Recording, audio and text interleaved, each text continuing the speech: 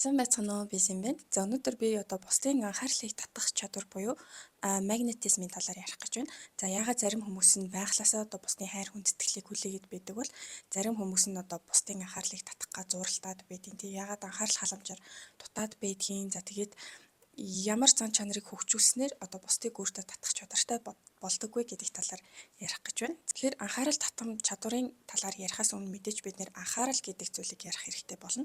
За би ямар нэгэн зүйлд анхаарлаа хандуулж байх юм бол би өөрийнхөө эрчим энергийг тухайн зүйлд зарцуулж байгаа гэсэн үг. Эсвэргээрээ миний анхаарлыг хүлээн авч байгаа зүйл маань миний эрчим энергийг хүлээж авч байгаа гэсэн үг.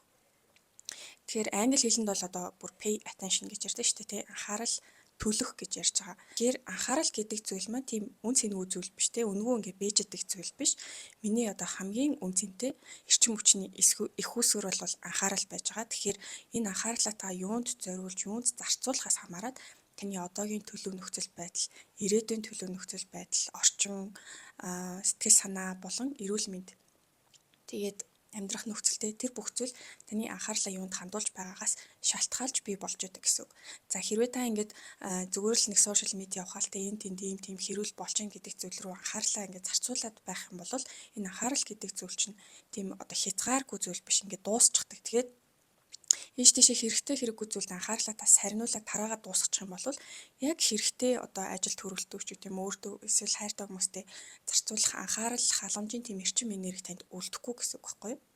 Ялангуяа энэ анхаарал гэдэг зүйл дээр орчин үеийн бүх бизнес суурилж байгаа хамгийн үнцэнтэй энэ Google, Meta, Facebook, Instagram тэгээд юу гэдэг бүгдээрээ бидний анхаарал дээр суурилж боссон бизнесүүд байгаа.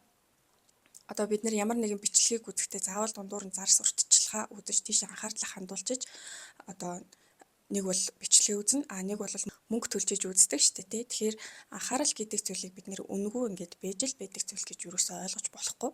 За тэгэхээр бид нэр угаасаа ингээд гадагшаа бүх анхаарлаа хандуулад эрчим энерги гадагшаа шавхаад дуусгачихдаг. За тэгээд өөрөө тийм эрчим энергигүй болцсон үедээ бусад зүйлдээ яалтчгүй цаг зав анхаарал хандуулахаас өөр аргагүй болж эхэлдэг. Гүр хүүхдтэй ч гэдэм ажил төрөлтөө аав ээж эргэн тойрныхоо хүмүүсттэй. За тэгэнгүүтээ өөртөө байхгүй зүйлийг шавхаад ингээд гаргачаараа эргүүлээд бид нэр хариу нэхэд идэг болчдөг. Эргүүлээд нөгөө хүмүүстэй гомдоод идэг болчдөг. Би чиний төлөө ингэж яхаа чи намайг ингэсэнгүү гэдэг ч юм уу, тийм хариу нэгсэн ийм карма үлийн үрийн ийм холбоос үүсгээд идэг. Тэгэнгүүт яванда юу болж эхлэх вэ гэхээр та бусдын тэр анхаарал халамжаар хооллдог болно гэсэн үг. За бусдын анхаарал халамжаар хооллоод эхлэхээр таны эргэнт тойронд байгаа хүмүүс чинь тав тухгүй мэдрэмж төрж эхэлнэ. Танаас зайгаа барьж эхэлнэ. За тэр болгонд нь та илүү гомдно, илүү тунирхна. За бүр цаашлаад буруу муу мухай зуршилд автдаг ч юм уу, тий. За ингээ бүр хөндөрөх юм бол амьдрах хүсэлгүй болох гэдэг ч юм уу. Тэгэхээр анхаарал гэдэг зүйл ийм чухал байх нь. За тэгвэл эсэргээрээ бусдын анхаарлыг өөрийн ирэхгүй ингээд татаад байдаг хүмүүс яадаг вэ гэхээр тэр хүмүүст юусэн анхаарал халамж шаардлагагүй байдаг. Тэр хүмүүсийн бүх анхаарал нь өөр дээр нь төвлөрсөн байдаг. Дотгошоогоо харж, дотгошоогоо бясалгаж, дотороо эрчим энерги үйлдвэрлэж сурсан байдаг гэсэн үг. За тэгэхээр анхаарлаа хүн өөрийнхөө бие дээр авчираад ирэхээр тэрийг ингээд тодорхой хэмжээний тодорхой хугацаанд бариад эхлэхээр тэр маань төвлөрөл болж эхэлдэг. За төвлөрөл маань ингээд тодорхой хэмжээнд сунаад эхлэхээрээ бясалгал болдог. Бясалгалаа ингээд тодорхой хэмжээнд бариад эхлэхээр тэд маань бидний нэг хэсэг болдог. Тэгээд дотроосоо бид нэр эрчим энерги үйлдвэрлэдэг. Дотроосоо гэрэлтдэг нар болдог гэсэн үг. За тэгээд дотгошоогоо анхаарлаа төвлөрүүлээд эхлэхээр тэр дотор мэдээж хүний дотор нэг юм тодорхой хэмжээний сав байгаа тий. Тэр сав маань дүүрээд гэрэл гээгээр дүүрээд халиад асгараад ирэхээрээ бид нар илүү гарсан эрчим энерги бусдад зарцуулж эхэлдэг. За тэгэхээр надаас илүү гарсан зүйлээ би бусад хүмүүст зарцуулж байхдаа тэднээс хариу нэхийг шаардлагагүй болдог. Бусдаас анхаарал халамж намайг хайрлаад өгөөч, намайг анхаарад өгөөч, намайг хүлээн зөвшөөрөөд өгөөч гэдэг тийм хэрэгцээ байхгүй болчихно гэсэн үг байхгүй юу? Тэгэхээр тийм хүмүүс нончалант гэдэгтэй эсвэл өөрөөр бол харизматай тийм хүмүүсийг угаасаа хүмүүс дагаад эхэлдэг, угаасаа хажууд нь байхад тийм тав тухтай мэдрэмж төрдөг тийм эрчим энергиээс хоруулаад байгаа юм шиг бусад хүмүүст ингээд алавтай юм шиг ингээд хажууд нь байх хэрэгтэй юм шиг ерөөсөө мэдрэмж төрүүлдэггүй. Тэгэхээр яг танд таны хүссэн амьдрал байхгүй байж болно, эрүүл мэнд байхгүй байж болно, мөнгө төгрөг эд баялаг байхгүй байж болно. Гэхдээ хамгийн танд хэрэгтэй чухал зүйл бол анхаарал.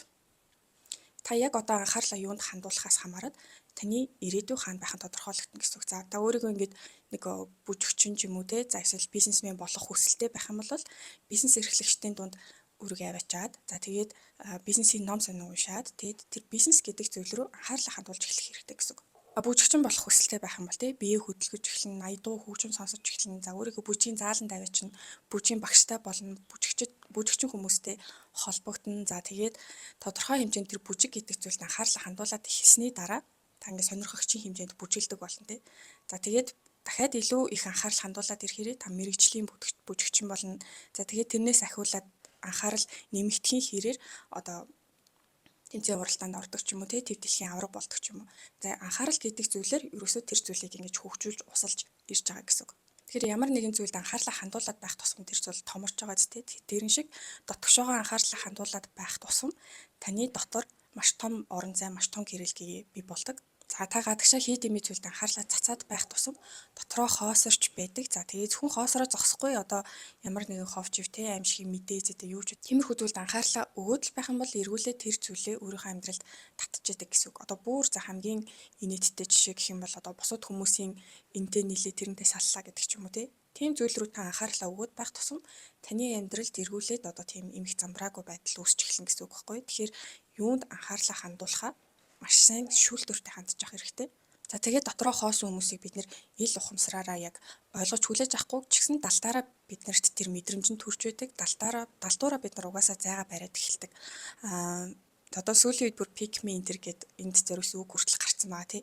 Хин ингээд бусдын анхаарлыг өөр дээрээ татах гад байна, тэнд хичээгээд байна тий. За хувцаслалтаараа ч гэдэг юм уу, бие авч явж байгаа байдлаараа гэдэг ч юм уу. Тэр ингээд шууд мэдрэгддэг. Бусдын анхаарал халамжаар дутаад тэгж бие авч яваад байна уу? Эсвэл үнэхээр өөрийнх нь дотор тэр урлаг уран сайхан гэдэг зүйл халиад асгараа тэгээ тэрийг илэрхийлэх гээд ямар нэгэн зүйл дээр зориулж хувцалсан байна уу? Бие авч явж гэнэ гэдэг хоёрын ялгааг бид нэр өөрийн ирэхгүй юу нь бол ялгаж мэдчихэдэг. Уран бүтээлчтэй хувьд гэх юм бол тэнд хин нэгэн анхаарал халамж мөнгө төгрөгөөр дутаад ямар нэгэн тоглолт хийгээд яваад байна уу? Эсвэл үнэхээр тэр уран бүтээлээрээ дүүрээд өөрийгөө илэрхийлэх гээд тэр тоглолт уран сайхныг хийгээд байна уу гэдгийг бас бид нэр хүртэл анзаардаг тийм. Тэгэхээр өөр дээрээ бүр төвлөрлөлөө нэмээд байх тусам бидний тэр анзаарга маш одоо тодорхой болж эхэлдэг. Бид нэр юунд одоо өөрийнхөө эрчим энергийг алдаад байна, юунаас эрчим энерги аваад байна гэдгийг өөрсдөө ялгаж салгадаг болчдөг. Тэг хүн болго угаасаа төрхөөсөө одоо юм дотгошоогоо төвлөрсөн юм байдгүй. Тийм хүмүүс одоо маш цөөхөн. Бид нэр багтаа ингээл тэ өвдөж хавтангууд гэрийнхэн илүү анхаарал тавиал тэр нь илүү таалагдал. Тэг өөрөө өөрсдийгөө тийм бүр өөрөө өөрсөндөө өвчин дууддаг бүр тийм хүртэл код хийцэн байдаг. Тэгжээж бусдын анхаарлыг өөр дээрээ татдаг тий. Тэгэхээр том болохын хэрээр бид нэр үүнийгээ өөрсдөө анзаараад тэгээд дотроос ангаалт хийх хэрэгтэй. Дотроос ангаалт хийхин тулд бид нэр анхаарлаа дотгошоогоо төвлөрүүлэх хэрэгтэй гэсэн үг. За тэгэхээр тэр маань одоо бидний бясалгал болоод байгаа гэсэн үг тий. За ямар нэгэн бие хөдлөгдөг спорт уран сайхнаар хичээллэж болно. Нөгөө талаас бас бясалгалын янз бүрийн одоо хэдэн мянган арга байдаг тий. Тэднэрээр хичээллэж болно гэсэн үг. Тэгэхээр одоо анхаарлыг өөр дээрээ төвлөрүүлэх хамгийн ихний алхам бол муу мухай зүйл хүлээж авахгүй байх. Одоо муу мухай зүйлд өөрийнхөө анхаарлыг өгөхгүй байх. Тэгэхээр юу харж байгаа, юу хүлээж авч байгаадаа маш шүүлтүртэй хандна гэсэн үг. За хоёрдугаарт нь гэх юм бол бага ярих хэрэгтэй. Ямар ч одоо сайхан нэр хүн, сайхан эмэгтэй одоо нэг өрөөнд ороод ингээд тэнийг юм яриад эхлүүлэх тэнэг болоод эхэлдэг. Тэгэхээр аль болох бага ярьж явах хэрэгтэй. Тэгээд 10 үг хэлчихэж байгаа бол шүүлтүртэй ядаж хоёрыг нь өөрөөсөө гаргаж авах хэрэгтэй. За 3 дахьт нь одоо 9 бусын нөгөө нэг амьсгалын дасгал, төвлөрлийн дасгалууд, бяцлаглалын арга техникүүдийг ашиглаж болно. За эндээс хамгийн одоо энгийн амархан арга нь гэх юм бол бие дээрээ товших арга байдаг. Бие дээрээ товшоод за тэгээ яг тэр таны хурууны өндөг болон таны биеийн тэр хүргэлцэж байгаа цэгүүдийг мэдэрч бие дээрээ бүх анхаарлаа авчрах юм дасгалууд байж болно. За эсвэл амьсгалаа авж байгаа гаргаж байгаа дээрээ төвлөрдөг дасгалууд байж болно. За интернетээс янз бүрийн guided meditation-уудын бичлэгүүд зөндөө байгаа тий. Тэднэрээ сонгоод өөртөө таарсныгаа хийж болно. За энэ дээр бас нэмээд нэг арга гэх юм бол судасныхаа лугшилтыг ингээд хуруугаараа чагнадаг шүү дээ тий. Судасныхаа лугшилтыг чагнахдаа өөрлөгөө хэлмээр байгаа ямар нэгэн одоо тарин зохиож хэлж болно. За би бол хайр гэдэг ч юм уу тий. Лугшилтынхаа тоогоор би бол хайр гэд хайрын одоо давтамжийг өөрлөгөө явуулж болно. За эсвэл азод тий одоо бизнесийн ашиг орлого юу гэдэг юуг өөртөө суулгамаар байна. Тэрийг өөртөө хэлнэ гэсэн үг. За би бол азтай одтой гэдэг ч юм уу тий. За эсвэл би 50 байна гэдэг ч юм уу.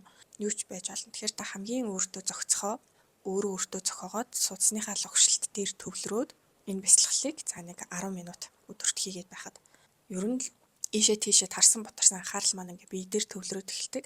За тэгээ бие дээр төвлөрсөн анхаарал маань маш хүчтэй болоод эхлэхээрээ бидний хийж байгаа үйлдэл, хэлж байгаа үг тэгээд бодол санаа маш хүчтэй болоод эхэлдэг. Өдөр тутмдаа бид нэр анхаарлаа ийш тийшээ гадагшаа цацаад байх тусмаа бид нэр одоо юу ч хийсэн нэг тийм үр дүн гарч өгөхгүй. Бидний ярьж байгаа үг хүртэл үн цэнтэй биш те ингээ хүн ингээ чихнийхээ хажуугаар өнгөрөөчдөг тийм болдог. Өөр төрлийн анхаарлаа төвлөрүүлээд байх тусам таны үг өглөө үн цэнтэй, таны хүмүүс сонсдог болно. Таны одоо ямар нэгэн зорилгын төлөө хийж байгаа үйлдэл чинь маш хүчтэй болж эхэлдэг. Хурдан үр дүнгууд гарч эхэлдэг. Та одоо өмнө нь 100% өөрийгөө дайчлаад 10% үр дүн авдаг байсан бол төвлөрлийг бий болгохоор 10% одоо дайчилгаагаар 100% үр дүн гарах боломжтой болж ирдэг гэсэн үг. За нэг муухай жишээ авах юм бол ийм уу гашууд автсан хүн байлаа гэж бодъё л та. Тэгээ хүл хацалтай нүрд болсон. За тэгээ тэр хүний энэ дотроо мэдэрч байгаа зовлон шаналл маш хүчтэй төвлөрлийг бий болгосон байдаг. Тэгэхээр тийм ер нь бол бид нэр жаргалтай үед анхаарлаа ингээ гадагшаа цацаад дуусгачдаг. Уу гашуутай үед бид нэр дотгошоогоо төвлөрч эхэлдэг. Тэгээ тэр төвлөрлийг ямар нэгэн зүйл рүү сайн ч муу ч чиглүүлэхэд маш хүчтэй очдог. За тэгэхээр тэр уу гашуу мэдэрч байгаа хүн маань хин нэгэнд муу санах юм бол тэр нь маш хүчтэй очно гэсэн үг. Сайн зүйл бодох юм бол бас тэр нь маш хүчтэй байна гэсэн үг. Тэгэхээр анхаарал төвлөрөл гэдэг зүйл маань ийм хүчтэй зүйл байгаа. Тэгэхээр энийг хайрлж байгаарай тий. За миний хувьд болохоор Shape Wellness Studio дээр Kundalini yoga заагаад эхэлсэн байгаа. Kundalini yoga гэдэг маань энгийн одоо нийтлэг байдаг те ингээд дасгал хөдөлгөөн амьсгал төвлөрөл хийгээд байдаг йогоос тис өөр. За мэдээж хөдөлгөөн байгаа, йогийн хөдөлгөөнүүд байгаа. За дээрээс нь давтамж долгион, чичирхийлэл, мантра тэгээд төвлөрөл, бясалгалын ийм тусгай арга техникүүдийг ашиглаж өөрийнхөө гүн рүү нэвтэж одоо өөрийнхөө дотоодыг олж таних, өөрийнхөө биеийн дотор байдаг өндөр давтамж долгионуудыг сэрэх одоо ийм йог бясалгалын төрөл байж байгаа. Тэгээд та бүхэн энэ талаар бас дэлгэрэнгүй мэдээлэл авахыг хүсэх юм бол миний Instagram хаягаар холбогдорой. За тэгэхээр өөрт байгаа энэ хүү үнцэнтэй зүйлээ битгий хамаагүй зүйлд зарцуулж байгаарай. Өөрийнхөө болон одоо бусдын цаг зав эрчим энергийг бас хайрлаж байгаарай гэж хэлмээрэн. Тэгээд энэ хүртэл хамт байсан бол маш их баярлалаа. Баяр.